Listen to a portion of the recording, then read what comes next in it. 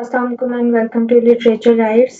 आज हम डिस्कस करने जा रहे हैं दाऊद कमाल की बहुत ही लेयर्ड और symbolic poem N ancient Indian queen. ये पोएम छोटी ज़रूर है लेकिन इस पोएम में हिस्ट्री, पावर, इनइक्वालिटी और ह्यूमन सफरिंग के बहुत गहरे थीम्स एक्सप्लोर किए गए हैं। तो चलिए स्टार्ट करते हैं। Ghazal embossed on a lopsided moon. यहाँ पोएम की बिल्कुल पहली लाइन ही हमें एक इमेज देती है।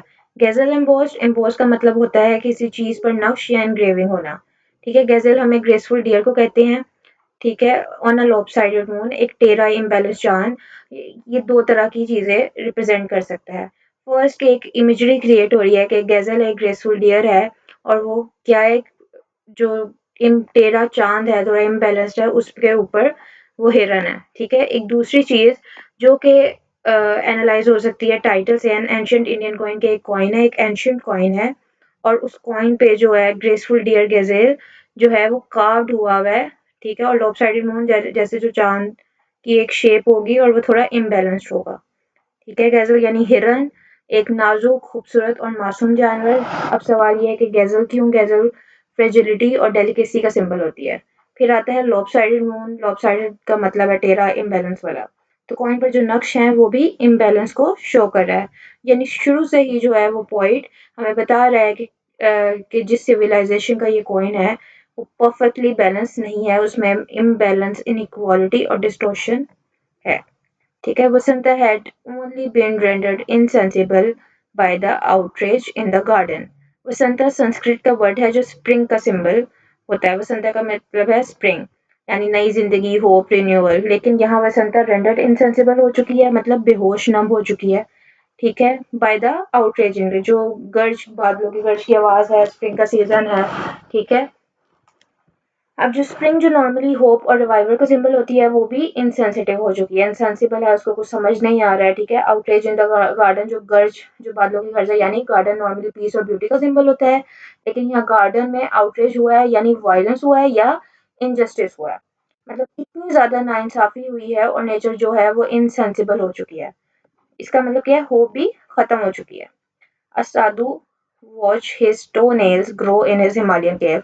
अब यहाँ पे juxtaposition है, contradiction है, contrast है कि एक तरफ गार्डन में स्प्रिंग के सीजन में जो कि होप का सिंबल था वहाँ पे इनजस्टिस हो रहा है, नाइंसाफियां हो रही हैं, और दूसरी तरफ क्या है, जो साधु है। ठीक है, साधु एक रिलीजियस होली मैन होता है जो दुनिया से अलग होकर स्पिरिचुअल लाइफ गुजारता है और वो, उसको इससे कोई मतलब ही नहीं है। ठीक है, उसको ये पता ही नहीं है ये क्या हो रहा है।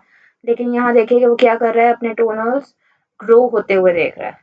ये इमेज बहुत पावरफुल है, ये इनएक्टिविटी को शो करता है।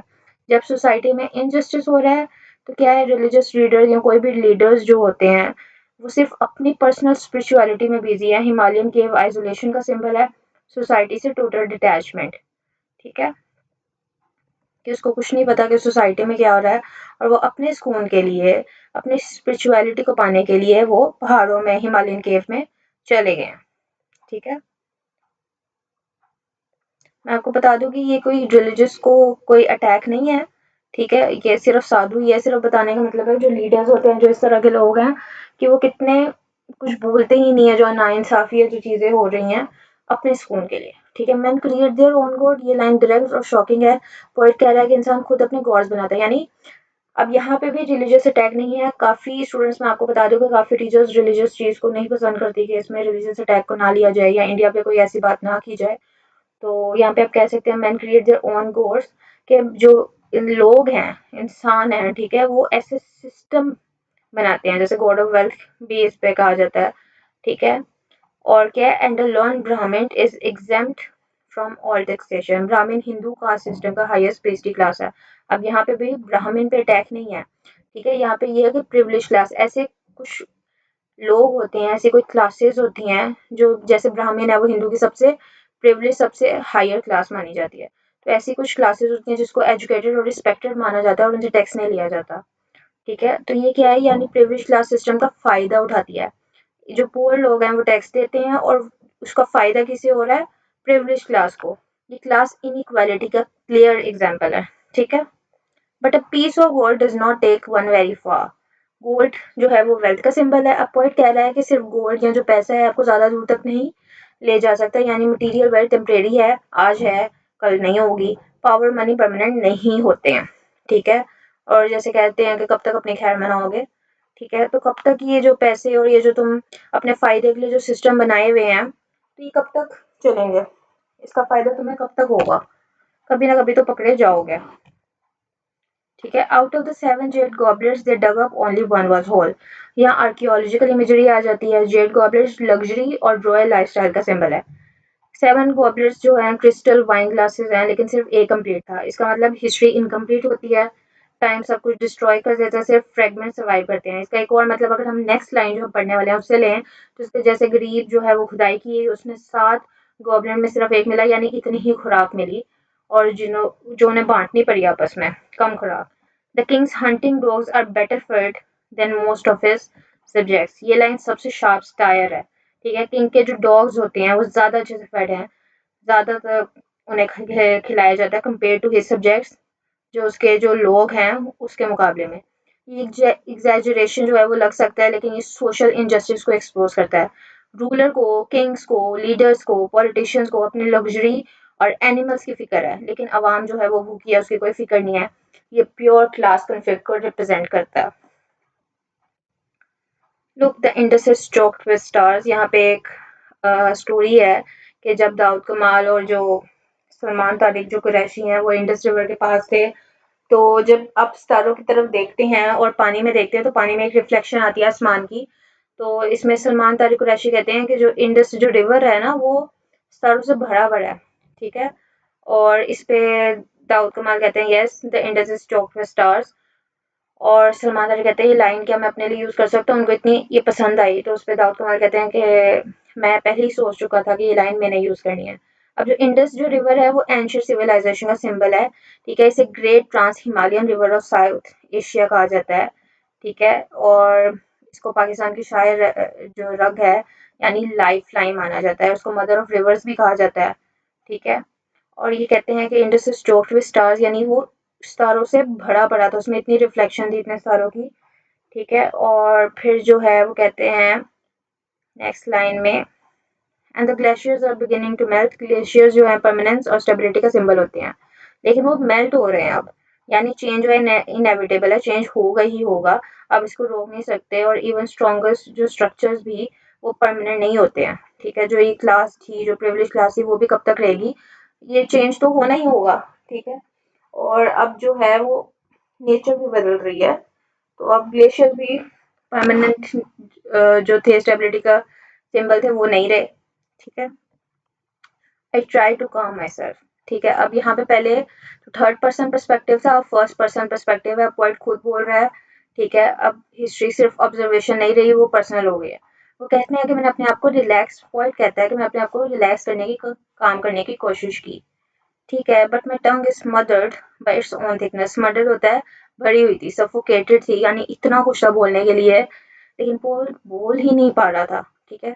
इमोशन इतने हैवी है कि एक्सप्रेशन पॉसिबल ही नहीं। हिस्ट्री का जो बटन है वो इतना ज़्यादा है कि वो जो है वो प्रेस्ड हो चुकी है। और जो लास्ट है वो सिर्फ एक लाइन का है, 3 single word, solitude, silence and stone. ये सॉलिट्यूड, ये वर्ड्सवर्थ की डेफिनेशन है। सॉलिट्यूड इसमें लॉनलीनेस का मीनिंग है, यानी जब इंसान से अलग हो जाते हैं, उनमें डिफरेंस आ जाते हैं। और साइलेंस यानी स्पीच खत्म हो गया, वो बोल ही नहीं पा रहे। और स्टोन जो कोल्डनेस है, रिजिडिटी है, जैसे आखिर में जो सिविलाइजेशन है वो सिर्फ पत्थर बनकर रह जाती है। ये पोएम का अल्टीमेट मूड है स्टिलनेस, आइसोलेशन और जो डिके। इस पोएम के सबसे स्ट्रॉन्ग थीम है पावर की टेम्परेरी नेचर। जो किंग्स हैं, वेल्थ है, एम्पायर है, वो खत्म जो है ना एक दिन खत्म हो ही जाएगा। दूसरा थीम है सोशल इनइक्वालिटी।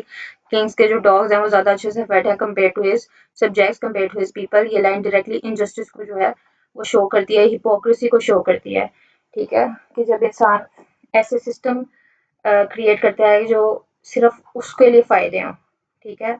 और फिर उस सिस्टम को जस्टिफ़ाई करने के लिए वो क्या करता है, कोशिश करता है और ऐसी चीज़ें करता है कि फिर फ़ायदा उससे ही हो लेकिन लोगों को पता भी ना चले, ठीक है? पोएम सिविलाइज़ेशन के डिके को भी हाइलाइट करती है।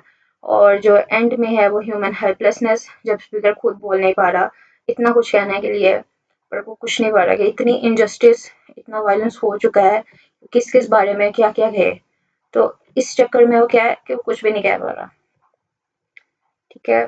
फ्री वर्ड स्ट्रक्चर है, इसमें कोई राइम स्कीम नहीं है जो हिस्ट्री की जो अनप्रिडिक्टेबिलिटी को रिफ्लेक्ट करता है। सिंबलिज्म और इमेजरी बहुत स्ट्रॉन्ग है, जैसे पहले वो इमेजेस देते हैं कि एक गैजल है, एक मून पे टेरा चांद है, ठीक है। और जो सिंबलिज्म है आपको इस बाद में बात करती हूँ। कंट्रास्ट जो है क्लियरली विजिबल है किंग्स और सब्जेक्ट्स का, प्रिविलेज क्लास का और पुअर क्लास का। आयरनी भी है जो जस्टिस सिखाता है, लेकिन जो रिलीजन है ना वो जस्टिस सिखाता है, लेकिन जो इनजस्टिस उसी में एग्जिस्ट कर रहा है। एलिट्रेशन एस का जो साउंड है, सॉलिट्यूड साइलेंस टोन में जो साउंड इफेक्ट क्रिएट करता है सो का। और मार्क्सिस्ट लेंस से देखें तो क्या है कि क्लास स्ट्रगल क्लियरली विजिबल है, ठीक है। पॉइंट जो है वो सिंबलिज्म से भरी भरी है। कॉइन क्या रिप्रेजेंट करता है, सिविलाइजेशन और इकोनॉमिक पावर का सिंबल, ठीक है। गजेल फ्रेजिलिटी मतलब ब्यूटी और वीकनेस का सिंबल। लोब जो साइडेड मून है वो है इम्बैलेंस का जो है ना सिंबल बनता है, ठीक है। विसंता जो स्प्रिंग का सिंबल होता है, यहाँ साइलेंस्ड है मतलब वो भी मर चुकी है। साधु डिटैच स्पिरिचुअलिटी को रिप्रेजेंट करता है, वो केव में बैठा है, सोसाइटी से डिस्कनेक्टेड हो चुका है। जो ब्राह्मण है वो प्रिविलेज क्लास को रिप्रेजेंट कर रहा है। मेल्टिंग ग्लेशियर्स जो चेंज जो है वो इनएविटेबल है, होना ही होना है। और लास्ट लाइन जैसे सॉलिट्यूड साइलेंस टोन जो है वो आइसोलेशन का सिंबल है, ठीक है। अब एक जो लास्ट लाइन है ना, स्पीकर कहता है कि उसकी टंग जो हैवी हो गई, वो बोल ही नहीं पा रहा है, बहुत इंपॉर्टेंट है। ये इमोशनल सफोकेशन है। दाऊद कमाल हमें ये बताते हैं कि वेल्थ और पावर परमानेंट नहीं होती, लेकिन इनइक्वालिटी और सफरिंग रिपीट होती ही रहती है। आई होप यह पोम आपको समझ आ गई होगी। Thank you, Allah Hafiz.